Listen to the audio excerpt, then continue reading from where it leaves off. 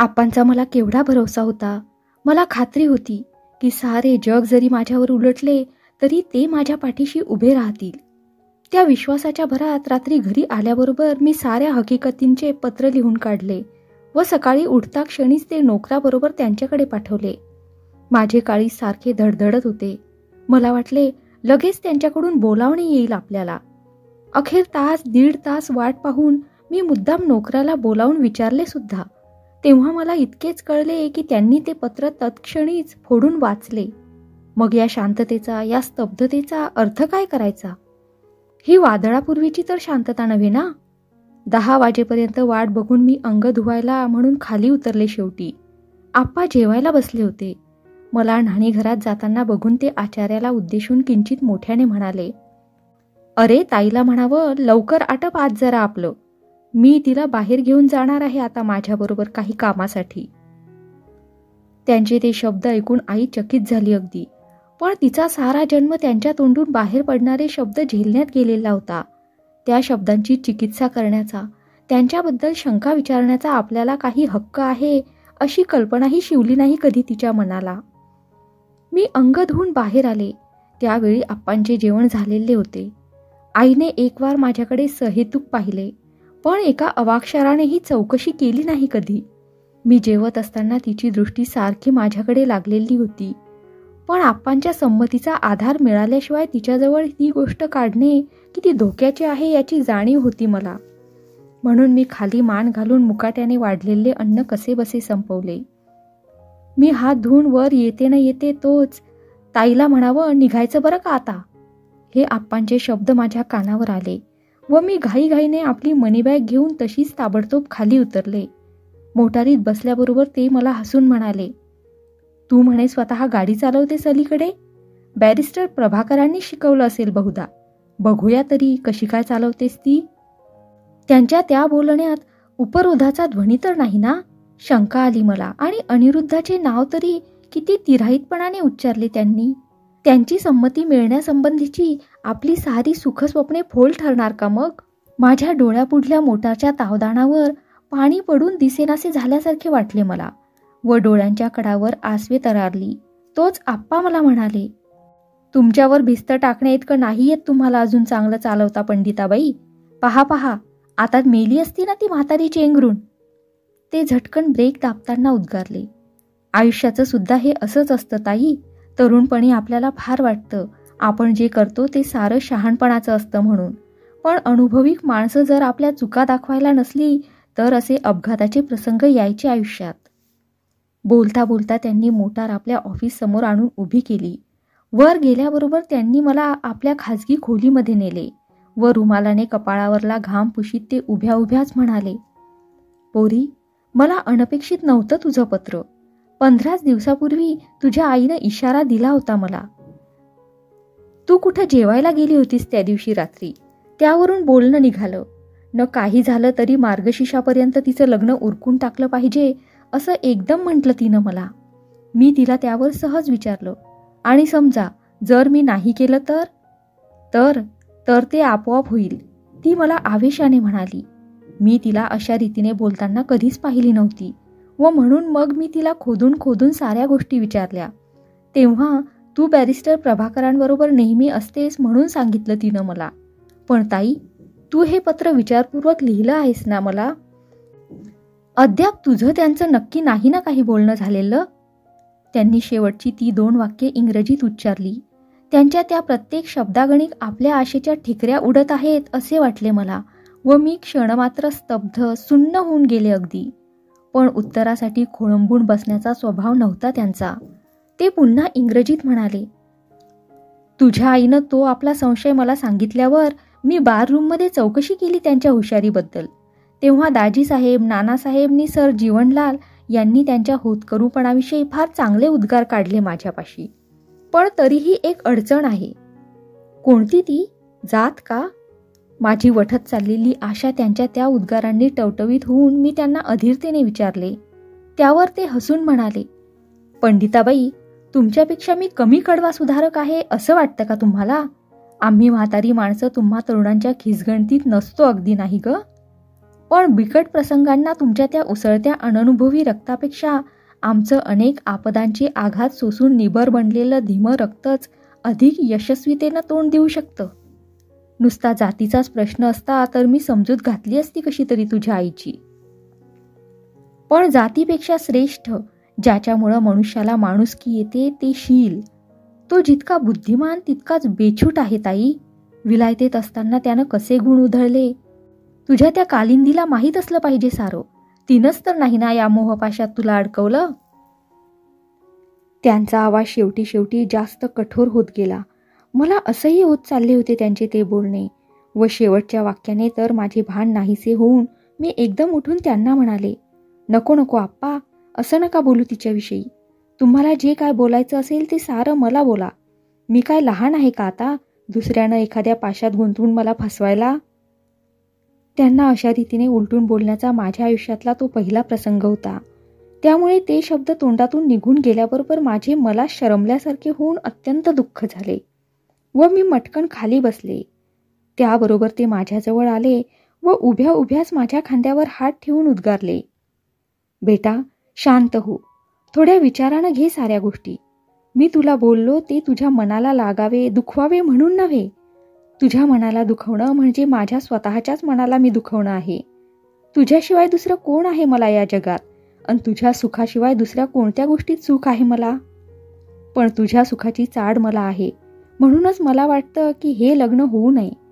तो उमदा आहे, होतकरू आहे, देखणा आहे, पण ज्या त्याच्या प्रेमानं आज तुला इतकी भुरळ घातली आहे त्याचा भरवसा धरावा असं शील नाही त्याचं. जो मनुष्य एकदा मोहाला बळी पडला त्याला पुन्हा मोह पडायला वेळ लागत नाही मुळीच. अनु, तू वचन तर नाही ना दिलंस त्याला काही. त्यांनी मला अगदी मृदू, अगदी खालच्या आवाजात विचारला तो प्रश्न. माझ्या डोळ्यातून सारख्या अश्रूंच्या धारा चालल्या होत्या. कोणत्या आशेने मी आप्पांना पत्र लिहिले आणि काय ऐकावे लागले मला आज हे. काल रात्री महालक्ष्मीहून परत येताना ते माझे दोन्ही हात आपल्या हातात घेऊन मला म्हणाले होते, अनु, मी तुझ्या योग्यतेचा नाही. तुझ्यासारखं माझं आयुष्य निष्कलंक निरागस नाही. त्यावेळी प्रेमाच्या उन्मादाच्या नशेने बेहोश झालेल्या माझ्या मनाला ते शब्द जाणवले नाहीत. त्या बोलण्याचा उमज पडला नाही. पण केवढा इतिहास होता त्या शब्दांच्या मागे. माझी सारी सुखस्वप्ने, सारी मनोराज्ये उद्ध्वस्त झाली आप्पांच्या त्या बोलण्याने. अगोदर का नाही मला हे सांगितलं सारे कुणी. देवा, फसवणुकीसाठीच का स्त्री जन्म असतो. कालिंदीच्या तोंडून ती सारी हकीकत ऐकल्यापासून मला सुचेनासे झाले काही अगदी. त्यांचे जवळजवळ ठरलेले लग्न मोठ्या मुश्किलीने मोडून त्यांच्या वडिलांनी त्यांना विलायतेहून परत आणले. मी तुझ्यासारखा निष्कलंक निरागस नाही. त्यांचे हे शब्द पुन्हा पुन्हा आठवत होते मला सारखे. पण मी स्वतः तरी निष्कलंक निरागस होते का. शरीराने नसले तरी मनाने मीही नव्हते का वरले दुसऱ्याला. मग त्यांना दोष देण्याचा मला काय अधिकार. मुलामुलींची ज्यावेळी अगदी कोवळ्या वयात मन कोणत्याही विकाराने विचलित होण्यापूर्वी लग्ने होत असत त्यावेळी निरागसतेची अपेक्षा करण्यात काही अर्थ होता. पण शिक्षणामुळे बुद्धी विकसित झालेल्या आणि यौवनामुळे कामना कुसुमित झालेल्या तरुण तरुणींच्या बाबतीत अशी अपेक्षा करणे चुकीचेच नाही का होणार. शकुंतला एवढी मृगशावकाच्या सहवासात तपोवनामध्ये वाढलेली, पण तिला सुद्धा तारुण्याला सहज असलेल्या भावनांना बळी पडावे लागले अखेर. त्या भावनांचे शिक्षण कुणी कुणाला द्यावे लागत नाही. आम्रमंजरी दृष्टीस पडो न पडो किंवा कोकिळाचे कुंजित कानावर येवो न येवो, त्या भावनांच्या बहराने शरीर अकारण रोमांचित व्हावयाचेच आणि त्याचे उन्मादक संगीत शरीरात आपोआप थैमान घालावयाचेच. अशा स्थितीत तारुण्याच्या भरात आलेल्या मुलामुलींची मने अधिकृत राहावी, त्यांच्याकडून कोणत्याही प्रकारचा अविचार कधी घडू नये, अशी अपेक्षा करणे योग्य होईल का. माझी मीना म्हणते त्याप्रमाणे खरोखरी जीवितातल्या वसंताची हाक असते ती. त्या हाकेला जी व्यक्ती ओ देणार नाही तिच्या जीवनाचा जोम कमी आहे. तिचे शरीर आणि तिच्या भावना खुरटलेल्या आहेत असेच खरोखर म्हटले पाहिजे. कारण ती हाक कानावर पडताच वृत्ती उचंबळून याव्यात आणि रक्त सळसळून जावे असे आकर्षण असते तिच्यात. कालिदास आणि शेक्सपियर यांच्यासारख्या महाकवींनी निसर्गाच्या सहवासात वन्य स्थितीत वाढलेल्या मुलीच्या ठिकाणी तारुण्यात त्या विकारांचा उद्भव अगदी सहजासहजी झाल्याचे जे दाखवले आहे ते काही उगाच नव्हे. शिक्षणाचा प्रसार जसजसा होत जाईल आणि लग्नाचे वय जसजसे वाढत जाईल तसतशी अविवाहित मुलामुलींच्या ठिकाणी ही निरागसता कमी कमीच आढळणार. म्हणून प्रौढ प्रेमिकांनी एकमेकांच्या पूर्वायुष्याची चिकित्सा फारशी खोलात शिरून करू नये हेच बरे नव्हे का? शाळेत, कॉलेजात, सभातून शेकडो ठिकाणी मुलामुलींचा नाही म्हटले तरी परस्परांशी संबंध येणार. तिथे पाऱ्यासारखे चंचल प्रमाथी मन शिस्तीच्या काचेच्या नळीत घालून कोंडलेले असले तरी त्याची चलबिचल जागच्या जागी का होईना झाल्याशिवाय राहील का? अनाघ्रात पुष्पाची अपेक्षा करण्याचे ते युग संपले आता. एकमेकांच्या पूर्वायुष्याची फाजील माहिती काढण्याच्या फंदात न पडता परस्परांशी प्रामाणिकपणाने वागण्याच्या निश्चयाने भावी आयुष्याला प्रारंभ करणे हेच समंजसपणाचे ठरणार आहे यापुढे.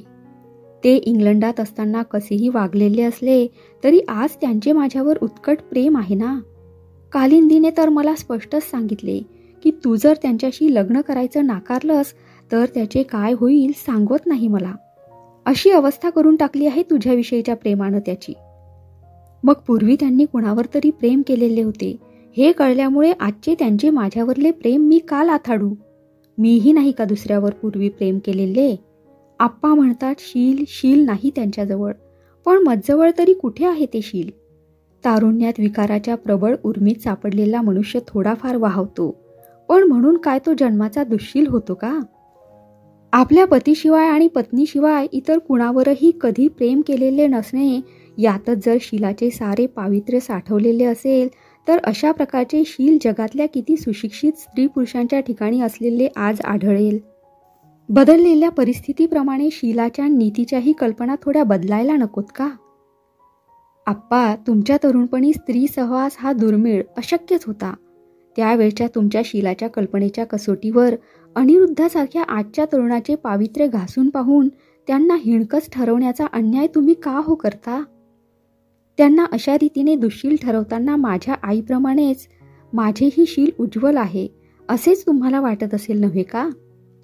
पण अरुची, मला आलेली पत्रे जर तुम्ही पाहिलीत, नको, कशाला पाहिजे ही शीलाची वाटाघाट आम्हाला?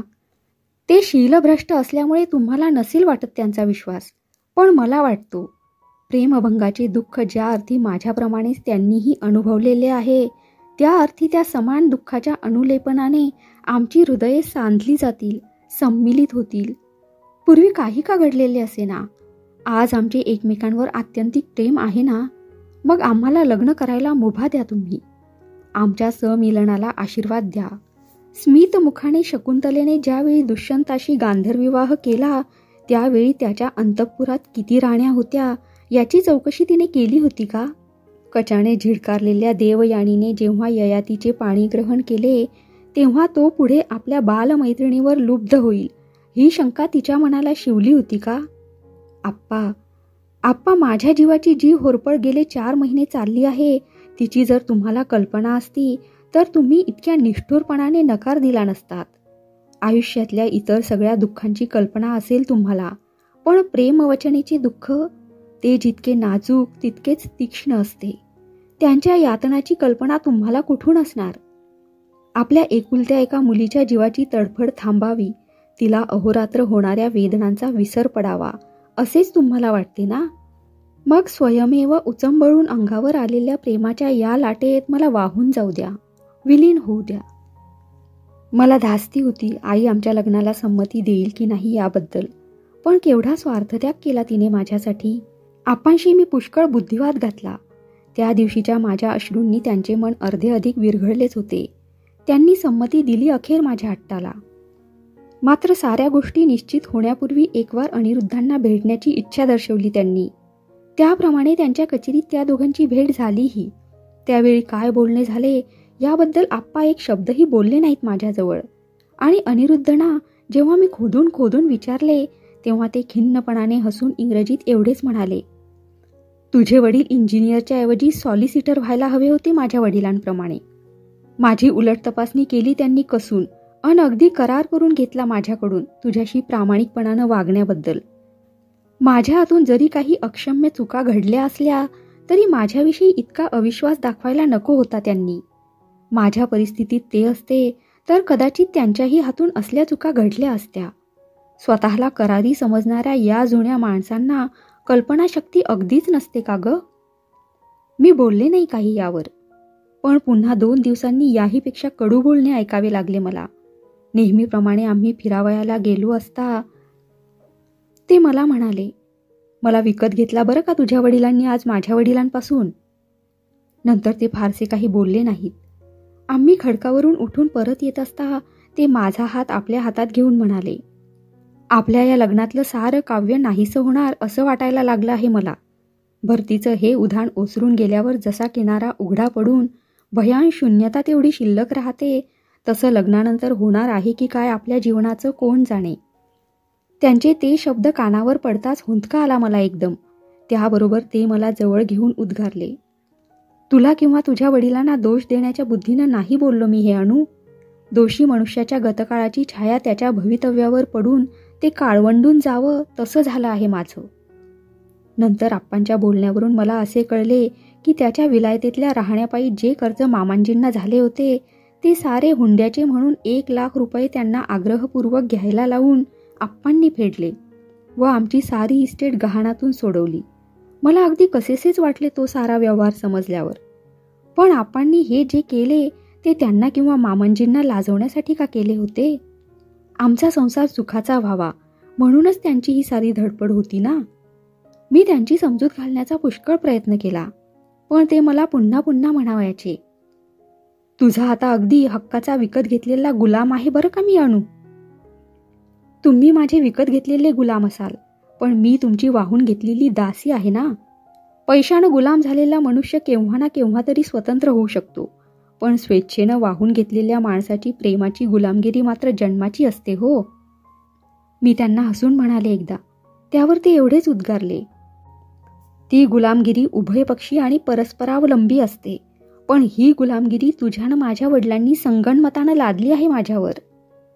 हुंड्याच्या त्या भानगडीमुळे आहाळल्यासारखे झाले आमचे प्रेम व कोमेजलेल्या फुलातला गंध जसा हळूहळू उडून जावा तसा त्यातल्या आनंदाचा उन्माद ओसरत चालल्यासारखा वाटला मला. मनाच्या या संत्रस्त स्थितीतच आईला ती बातमी कळवण्याची जबाबदारी आप्पांनी टाकली माझ्यावर. वास्तविक त्यांनाच तिचे मन अधिक लवकर वळवता आले नसते का? पण मला ते असे म्हणाले, पोरी, तुझ्या आईचं माझं कोणत्याच बाबतीत जमलं नाही कधी, पण तिच्या मनाला प्रत्यक्ष दुखवण्याचे प्रसंग टाळून माझ्या इच्छेप्रमाणे तुझं शिक्षण वगैरे केलं मी. पण मला कल्पना करवत नाही तिच्यावर काय परिणाम होईल या गोष्टीचा. तुझ्यावर तिचं अत्यंत प्रेम आहे. त्या प्रेमामुळेच कदाचित तिनं या लग्नाला आशीर्वाद दिला तर दिला, नाहीतर मला कठीण दिसतं आहे पुढचं सारं. बोलता बोलता त्यांचा आवाज घोगरा झाला एकदम. आईविषयी त्यांच्या मनात इतका आदर, इतकं प्रेम असेल असं वाटलं नव्हतं पूर्वी मला.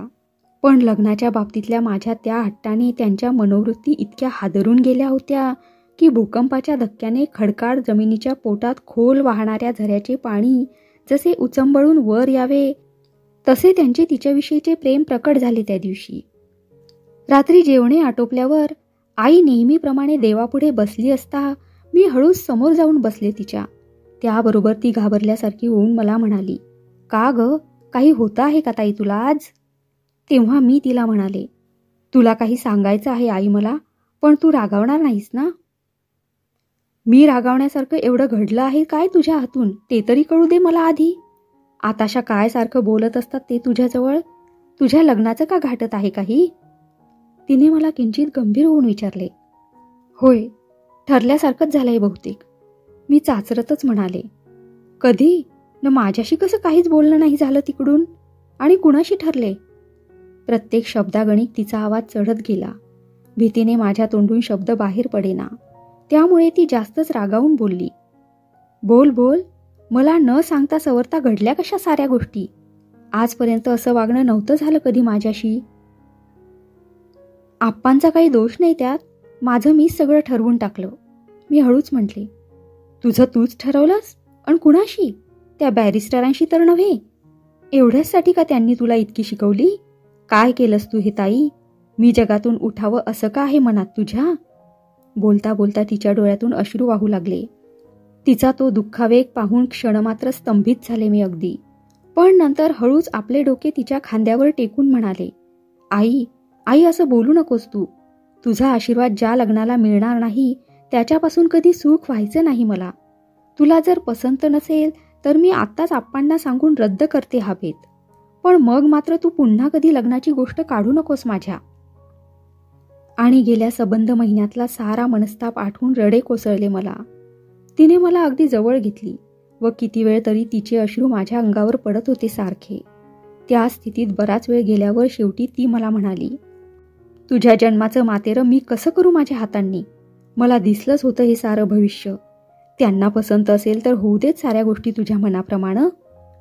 आणि तिने आपले डोळे पुसले.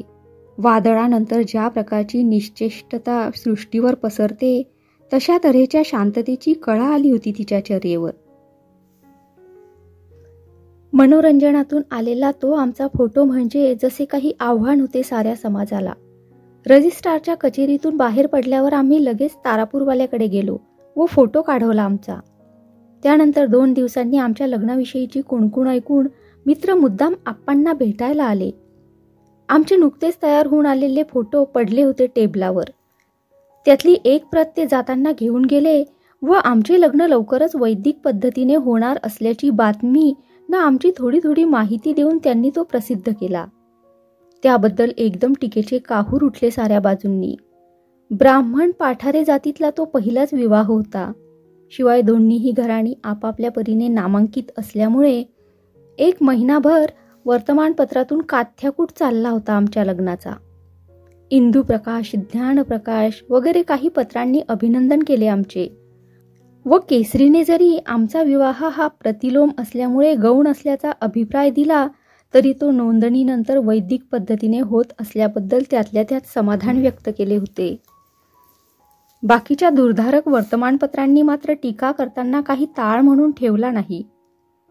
मला दिवस गेले असल्यामुळे लग्न करणे भाग पडल्याबद्दलची सुद्धा भूमिका उठवली त्यांनी अप्रत्यक्ष रीतीने. आप्पांना त्या टीकेचे फारसे काही वाटले नाही, पण ते मात्र अगदी चिडून जाऊन फिर्याद करण्याच्या गोष्टी बोलायला लागले. पण कालिंदीने समजूत घातली त्यांची, स्वतःच्या लग्नाच्या वेळची हकीकत सांगून. परंतु वर्तमानपत्रातल्या त्या टीकेपेक्षा सुद्धा खाजगी पत्रांचा आणि भेटीचा फार त्रास झाला आप्पांना.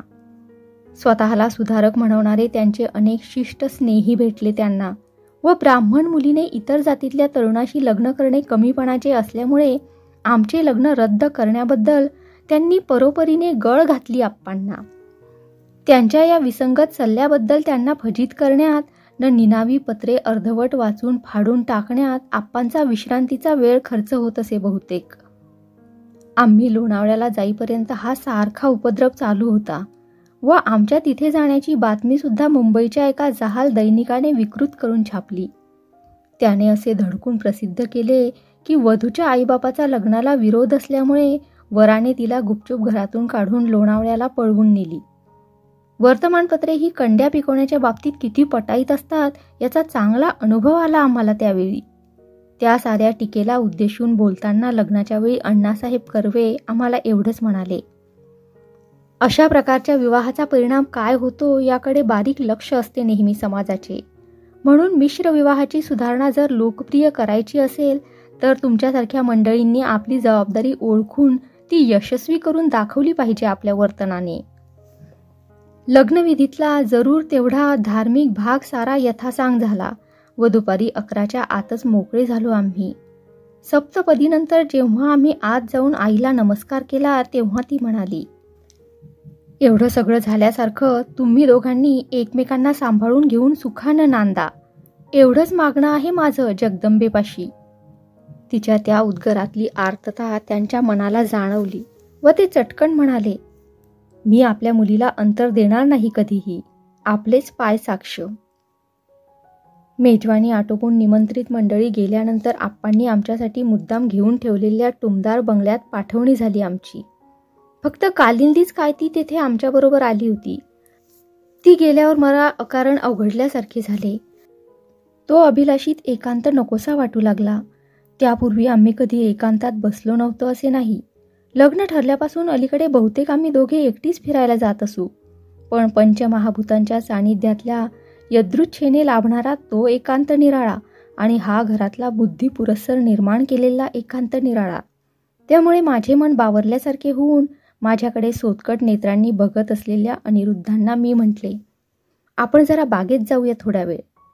माझ्या तोंडून ते शब्द निघताच ते उठले व आम्ही बाहेर बागेत येऊन उभे राहिलो. चंद्राच्या रम्य प्रकाशात वाऱ्याच्या मंद झुळकेने डोलणारी ती झाडे, त्यांच्या पानाची ती गोड सळसळ ऐकून माझ्या हृदयात अननुभूत भावनांची किलबिल सुरू झाली. जणू काही कळ्यांना फुलवीत असलेल्या त्या वसंत वाताने माझा पदर किंचित अस्ताव्यस्त करून माझ्याही हृदयातल्या कसल्या तरी मुकुलित भावना हळूच चाळवल्या. आणि त्या प्रकाशात माझ्याकडे अतृप्त नेत्रांनी पाहत असलेल्या अनिरुद्धांना मी विचारले, पूर्वी इतकंच प्रेम आहे ना माझ्यावर आपलं? का बरं? तुला असा प्रश्न मला विचारण्याचं काय कारण अनु? मीच उलट तुला विचारला पाहिजे हा प्रश्न. ते मला जवळ घेऊन म्हणाले, तुझ्यावरचं माझं प्रेम का बरं कमी होईल? मी मात्र तुला विचारतो, माझ्या आयुष्याचा सारा ग्रंथ कळलेला आहे तुला आता. माझ्याविषयी पूर्वी इतकंच उत्कट प्रेम वाटतं ना तुला? वास्तविक मला हक्क नाही तुझ्यासारख्या देवतेकडून प्रेमाची अपेक्षा करण्याचा मुळीच. त्यांच्या त्या प्रश्नाने माझ्या हृदयातील सुप्त स्मृती डिवचून जागृत केल्या साऱ्या. एकदा वाटले सांगून टाकावी त्यांना सारी आपली हकीकत, पण तितक्यात त्यांनी माझी हनुवटी वर उचलून माझ्या दृष्टीत आपली दृष्टी मिसळीत मला इंग्रजीत विचारले, बोलत का नाहीस तू? पूर्वी इतकाच प्रिय आहे का तुला मी अजून? मी त्यांच्या छातीवर मस्तक टेकून होय म्हणाले. त्यावेळी माझ्या हृदयाला होत असलेल्या वेदना जर त्यांना कळल्या असत्या तर. आपण आत जाऊया आता, ते मला म्हणाले. आत आल्यावर मी माझ्या मनोवेदनांचा विचार करीत कोचावर बसले. किती अभागी आहे मी. आपले पूर्वचरित्र सारे त्यांनी सांगून टाकलेले असल्यामुळे त्यांचे मन किती प्रसन्न आहे आज. आणि माझ्या मनाला मात्र सुखाच्या या क्षणीसुद्धा जुन्या आठवणी डागण्या देत आहेत सारख्या. सांगून टाकू का मी स्पष्ट त्यांना? तोच ते माझ्याजवळ येऊन बसले व माझ्या खांद्यावर दोन्ही हात ठेवून त्यांनी अगदी हलक्या किंचित घोगरट आवाजात मला इंग्रजीत विचारले, अनु, तू सुखी आहेस ना माझ्या सहवासात? त्यांचा श्वास जोराने चालला होता. त्या श्वासाबरोबर कसलासा मादक उग्र गंध आला मला व मी साशंक होऊन त्यांना विचारले, वास कसला येतो आहे बरं? काही नाही, मी थोडं मद्य घेतलं आहे. का बरं? तोंड का फिरवलंस? तुला आवडत नसेल तर मी घेणार नाही पुन्हा, मग तर झालं. ते मला जवळ घेत उद्गारले आणि माझे मस्तक कोणत्या भावनेने कुणाला ठाऊक मी मुकाट्याने त्यांच्या वक्षस्थलावर टेकले.